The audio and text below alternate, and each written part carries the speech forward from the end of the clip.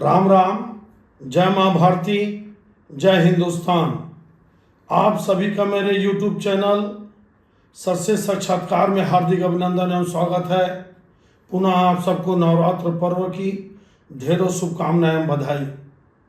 आज भारतीय जनता पार्टी मोदी जी की, अमित शाह जी की, नड्डा जी की पार्टी, केंद्र की भाजपा और राज्यों में भाजपा,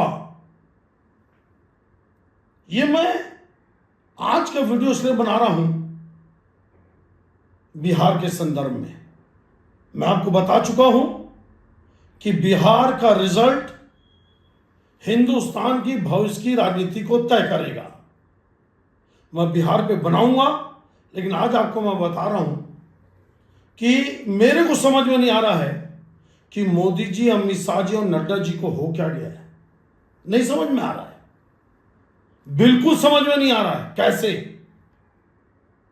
बिहार में दिलीप जायसवाल जी को प्रदेश अध्यक्ष बनाया, पूर्व प्रदेश अध्यक्ष संजय जायसवाल जी सांसद बेतिया के, पूर्व केंद्रीय मंत्री, डिप्टी सीएम सम्राट चौधरी। पहले मैं ये नाम बता दूं, योगी बाबा यूपी, देवेंद्र फडणवीस महाराष्ट्र, तेलंगाना प्रदेश अध्यक्ष रामचंद्र राव, छत्तीसगढ़ के भी बारे में बताता हूं। शुरुआत करता हूं मैं बिहार से ही। दिलीप जायसवाल जी हत्या के आरोपी, सिखों के माइनॉरिटी कॉलेज को में कब्जा कर लिए और एमबीबीएस की फर्जी डिग्री बांटने का गंभीर आरोप। पैसा के दम पे, तिकड़म के दम पर भाजपा के प्रदेश अध्यक्ष बन गए। एक ईमानदार नेता हुआ करते थे सुशील मोदी जी, उनको मैं नमन करता हूं। उनके जाने के बाद देखिए, सत्ता में कौन आता है कौन जाता है एक अलग विषय है। हो सकता है फिर भाजपा जीत जाए, फिर एनडीए जीत जाए, कोई बड़ी बात नहीं। क्यों? जब जब विपक्ष कमजोर होता है तो सत्ता पक्ष की बड़ी बड़ी गलतियां भी जनता माफ कर देती। दिलीप जायसवाल के बारे में सुन लिया। इतना करप्ट आदमी को, जिसके ऊपर इतना बड़ा करप्शन का, हत्या का, लूट का गंभीर आरोप है, उसको मोदी जी ने, क्योंकि मोदी जी चलता तो मैं मोदी जी बोलूंगा, मोदी जी के भाजपा ने प्रदेश अध्यक्ष बनाया बिहार का। सम्राट चौधरी डिप्टी सीएम, आप देखना मैं वीडियो भी चलाऊंगा, आरोप के वीडियो चलाऊंगा, डॉक्यूमेंट्स भी चलाने का प्रयास करूंगा। सम्राट चौधरी 15-20 पार्टी में घूम के आ गए, वो उनके पिताजी। ये बोलने का बात होता है आरजेडी, कांग्रेस और हम और जेडीयू ना जाने। मेरे को लालू प्रसाद जी ने जेल में फंसाया, मेरे 22 लोगों को जेल में डाला, और उस केस में human rights commission, government of India ने बिहार सरकार को प्लांटी किया, मुख्यमंत्री ने सार्वजनिक माफी मांगा, माई भाई इज्जत बरी हुआ। कह रहे कि हमको तो लालू जी ने फंसाया था। ये तब समता पार्टी में थे, 95 की घटना है। इनके पिताजी शकुनी चौधरी चुनाव लड़ रहे थे, काउंटिंग का दिन था। सदानंद सिंह जो उनके ओपोनेंट थे, कांग्रेस के कैंडिडेट थे, उनके घर पर जाकर बमबारी हुई, 6 लोगों की मृत्यु हुई। 2 लोग, सदानंद जी और एक और उनके साथी, घायल हो गए।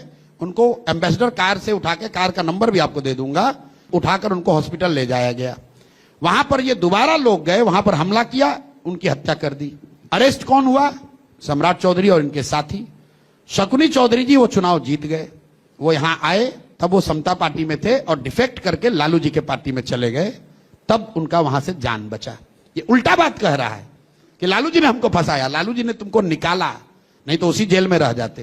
कौन है ये? कांग्रेस के एक बड़े नेता होते थे सदानंद सिंह जी। उनके घर में बम फेंक के मारे, 6 लोग मर गए। सम्राट चौधरी जी जेल गए, बताया जाता उम्र थी 25 साल। ये इनके परिवार के विरोधी नेता थे। और उसके बाद जब ये सदानंद सिंह जी बच जाते हैं तो उनको अस्पताल में जाके मारा जाता है। 6-7 लोग आरोपी बनते हैं, उसमें सम्राट चौधरी जी, इनकी उम्र थी उस समय बताया जाता है 25 साल। अब जेल से बाहर आना है, पिताजी मंत्री, तो सर्टिफिकेट बना लिए, नाबालिग का 17 साल। सम्राट कुमार मौर्य, राकेश कुमार, सम्राट चौधरी 4-5 बार अपना नाम बदल चुके हैं। फिर जब इनको मंत्री बनना था, देखिए जेल से बाहर आना था तो 17 साल के बन गए सम्राट चौधरी, और जब मंत्री बनना था तो फिर 25 साल के हो गए, और 10वीं फेल हैं, 10वीं, और बोलते हैं कि मेरे को कैलिफोर्निया यूनिवर्सिटी से डायरेक्टरेट की उपाधि मिली, जबकि ये यूनिवर्सिटी नहीं है। बताने वाले बताते हैं ये यूनिवर्सिटी नहीं है, और ये 10वीं फेल है। इनको बीजेपी ने डिप्टी सीएम बनाया है, और ये चेहरा भी भाजपा के। अब आइए संजय जायसवाल, 10 साल तक इनके ऊपर आरोप है कि ये फ्लाईओवर नहीं बनने दिए, क्योंकि पेट्रोल पंप इनका किनारे हो रहा था, पुल के नीचे आ रहा था। फिर जब तक उसका ड्राइंग डिजाइन नहीं बदला गया, तब तक वो फ्लाईओवर नहीं बना। उसके बाद बेतिया की बात बता रहा हूं मैं, पश्चिमी चंपारण, उसके बाद जब पूरा ड्राइंग डिजाइन बदल गया और फ्लाईओवर को गरीब बस्तियों की ओर मोड़ा गया, जिसमें 150 गरीब आदिवासियों की बस्ती को उजाड़ा गया, तब ये बेतिया का पुल बना, ऐसा आरोप है इनके ऊपर। पेट्रोल चोरी, इनका पेट्रोल पंप है, तो वहां के नगर निगम में जितने फर्जी बिल बने पेट्रोल के, ये भी आरोप है कि ये फर्जी बिल का भुगतान संजय जायसवाल के संबंधित पेट्रोल पंप में हुआ। संजय जायसवाल ये पेट्रोल चोर फेसबुक पर पोस्ट कर रहा है, कहा हमको कि हिंद महासागर में जाएगा, मेरा नाम प्रशांत महासागर है, इसमें डूबोगे तो कहीं पता नहीं चलेगा कहां जाओगे। पेट्रोल चोर हो, तुम्हारी औकात इतनी है, इतने पर रहो, अपने से ऊंचा उछलने की कोशिश मत करो। भाषा का, विषय का ज्ञान नहीं है, ना शकल ना सूरत, अब बड़ा बड़ा बात कर रहे हैं। आप भाजपा छोड़कर भाग गए थे, राजद पे चुनाव लड़ा, 5,500 वोट आया, पेट्रोल का वाउचर चोरी करने वाला हम पर उंगली उठाएगा। हिंद महासागर में जाओ, डूब लो। और अभी आए थे अमित शाह जी, उनको पेपर दे दो, ईडी सीबीआई का छापा डलवा देना, हमको पकड़ लेना, यही खड़े हैं। कहा है ना कि हमको जेल भिजवाएंगे। 7 जन्म लगेगा ना तो प्रशांत किशोर का हाथ नहीं पकड़ पाओगे, जेल भिजवाना तो बहुत बड़ी बात है। तो भैया तेल का चोरी करते हो, इतने पर रहो, इससे ज्यादा चोरी करने का औकात भी तुम्हारा नहीं है। 60 किलोग्राम वजन है, 80 किलोग्राम में जाकर लड़ोगे तो मार देंगे लोग, मुंह हाथ टूट जाएगा। तो जिस वर्ग में हो उसी वर्ग में लड़ाई लड़ो तो अच्छा लगेगा। ये प्रमुख चेहरे हैं, सम्राट चौधरी, संजय जायसवाल और दिलीप जायसवाल।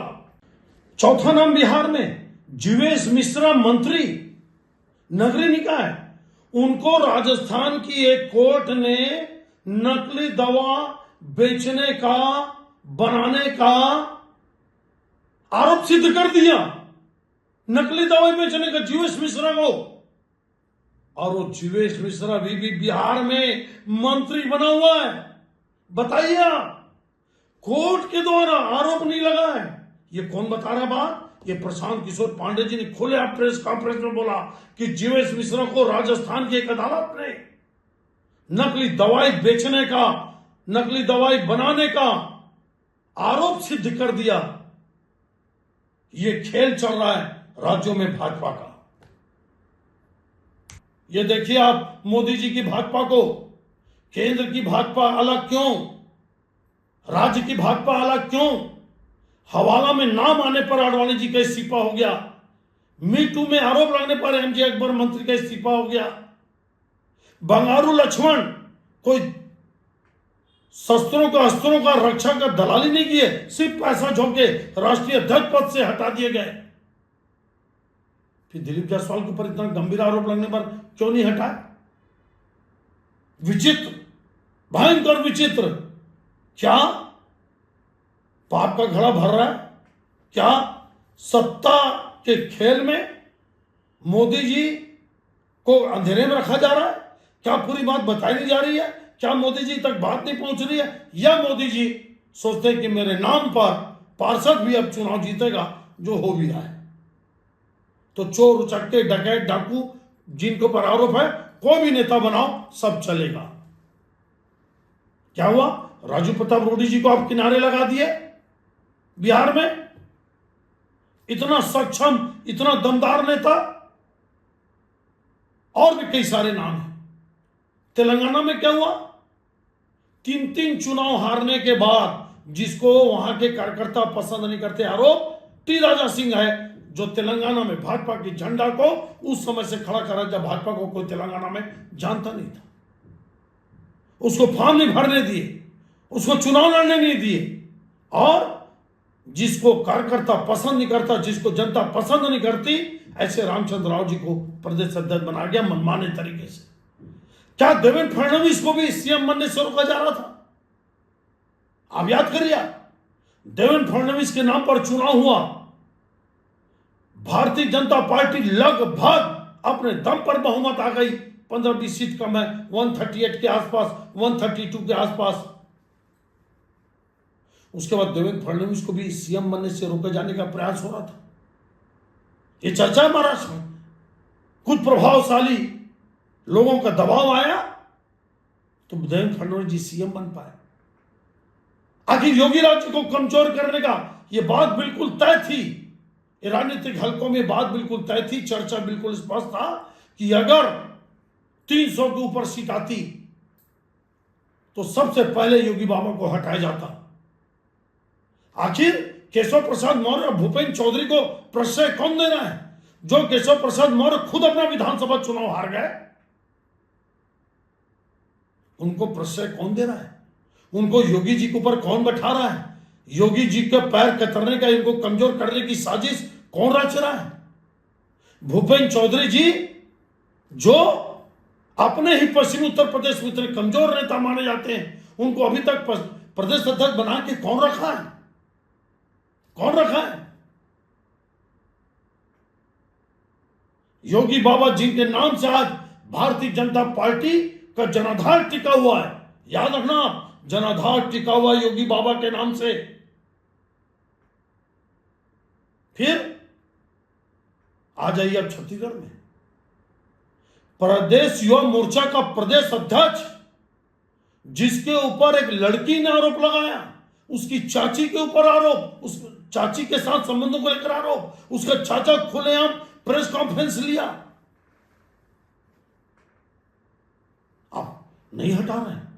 इतना दम्भ, इतना अहंकार, याद रखना, कोई भी पार्टी एक दिन में कमजोर नहीं होती, धीरे धीरे धीरे धीरे कमजोर होती चली जाती है, और उसका हस बाद में दिखाई देता है, तुरंत नहीं दिखाई देता। नितिन नवीन जी प्रभारी है, मेरे को उनकी योग्यता पे कोई प्रश्न नहीं, कोई प्रश्न नहीं, और बहुत बड़े विद्वान, बहुत ताकत और बहुत शानदार रणनीतिकारक होंगे, लेकिन क्या एक ही नितिन नवीन है भारतीय जनता पार्टी में? बताइए, वो बिहार में मंत्री, बिहार में चुनाव होना है, और छत्तीसगढ़ के प्रभारी। फिर आप सब बोलेंगे कि भैया मैं तय करूं ना, मैं कैसे तय करूंगा? लेकिन आप एक बताइए, एक प्रदेश का मंत्री, और वो भी बड़े बड़े पीडब्ल्यूडी जैसे विभागों का, मेरे ख्याल से वो बिहार के साथ न्याय करेगा कि छत्तीसगढ़ की भाजपा के साथ? नहीं समझ में आता मेरे को। एक मंत्री को प्रभारी क्यों बना रहा है? या तो मंत्री पद से हटा दीजिए। अगर उतनी ही योग्यता या उतनी ही उनको छत्तीसगढ़ में जरूरत है तो उनको सिर्फ मंत्री पद से हटाकर छत्तीसगढ़ का प्रभारी बनाइए, फुल टाइम प्रभारी बने हो। ऐसे ही किस्सा आपको कई राज्यों मिलेगा। शिवराज सिंह चौहान को हटाना, वसुंधरा राजे को किनारे करना, ठीक है, चेंज के नाम पर, परिवर्तन के नाम से आपकी बात जायज भी है, लेकिन फिर इसमें भी तो न्याय होना चाहिए। अन्याय क्यों? पुराने मंत्री नहीं बनाएंगे तो फिर दालदास को मंत्री क्यों बनाए? आप पता कर लीजिए उनके क्षेत्र में क्या स्थिति है। पुन्नूलाल मोहल्ले क्यों नहीं बनाए? फिर अजय चंद्राकर जी को क्यों नहीं बनाए? फिर सरगुजा से 5 मंत्री सीएम के साथ, यह फैसला ऊपर से हो रहा है। मनमाना फैसला लगता है कार्यकर्ताओं को। कुल मिलाकर मेरे को लगता है कि बिहार में सम्राट चौधरी, दिलीप जायसवाल और संजय जायसवाल की करतूतें सुनने के बाद सत्य या गलत वो तो बिहार की जनता और वहां का कानून तय करेगा। लेकिन मेरे को लगता है कि भारतीय जनता पार्टी राज्यों में पूरी तरह से भ्रष्ट और बेईमान लोगों को आगे करने पर तुली हुई है। ये सब किस्से और कहानी सुनने के बाद हम लोग तो सिर्फ सुन रहे हैं, हमारे पास कोई कानून या दस्तावेज, कानून का मतलब न्यायालय का कोई आदेश नहीं है, लेकिन सिर्फ सुन रहे हैं। ये जन चर्चा पब्लिक में प्रशांत किशोर पांडे जी खुला आरोप लगा रहे हैं। एक भी नेता भाजपा का काउंटर नहीं कर रहा है, एक भी। मेरे को लगता है कि ये बहुत भारी पड़ेगी, ये राजनीति बहुत भारी पड़ेगी। और फिर मैं बोल रहा हूं, राहुल गांधी और कांग्रेस की कमजोरी का फायदा भारतीय जनता पार्टी को राज्यों में मिलता है। लेकिन जहां विपक्ष मजबूत है वहां पे देखो आप, भाजपा सत्ता में नहीं आ पा रही। तमिलनाडु देख लो आप, आंध्र प्रदेश, केरल, बंगाल देख लो आप। क्यों? क्योंकि वहां की क्षेत्रीय पार्टियां बहुत मजबूत हैं, बहुत। और अगर मध्य प्रदेश, छत्तीसगढ़, गुजरात, देखिए गुजरात में आम आदमी पार्टी ने बाई इलेक्शन जीत गया, बाई इलेक्शन। और योगी बाबा नहीं होते, मैं फिर आपको बोल रहा हूं, अगर योगी बाबा नहीं होते तो उत्तर प्रदेश में भूल जाते मोदी जी, भूल जाते सत्ता में आने का और इतना लोकसभा सीट जीतने का, भूल जाते आप, कभी नहीं। वो योगी बाबा के दम पर यूपी में बीजेपी टिकी है और यूपी के कारण केंद्र में सत्ता में है। सीट कम हो गई तो 33 सीट भी तो योगी बाबा लाके दिए। जो हारे वो अमित शाह और योगी के, मोदी जी के कारण, और जीते वो योगी जी के कारण। बताते तो लोग ये हैं कि अगर योगी बाबा बनारस में नहीं बैठते 5 दिन, आप देखो चंदौली, जौनपुर, आसपास का बनारस की सब सीट हार गए आप, गाजीपुर सब हार गए लोकसभा। और अगर योगी बाबा 5 दिन बनारस में नहीं बैठते तो बताने वाले बताते हैं कि मोदी जी 30-40 हजार वोटों के आसपास ही जीत पाते। क्यों? इसका आकलन नहीं होता, नहीं होता तो नहीं होता, मत करिए। लेकिन फिर मैं बोल रहा हूं, बिहार में भले सत्ता एनडीए में आ जाए, अब वो तो प्रशांत किशोर पांडे की जन स्वराज पार्टी के ऊपर पूरा दानमदार टिका है। लेकिन भारतीय जनता पार्टी राज्यों में जिस प्रकार से नेतृत्व को बढ़ा रही है, उसकी कटु आलोचना होना चाहिए, उसकी निंदा होनी चाहिए, और मोदी जी, अमित शाह, नड्डा जी को कटघरे में खड़ा करना चाहिए। यह विश्लेषण आपको कैसा लगा आप जरूर कमेंट्स करके बताइए। मेरे चैनल को सब्सक्राइब जरूर करिए। सच से साक्षात्कार मेरा जो चैनल है वो आप सबके सहयोग और समर्थन से आगे बढ़ रहा है। आप सबको धन्यवाद। जय हिंद, जय छत्तीसगढ़।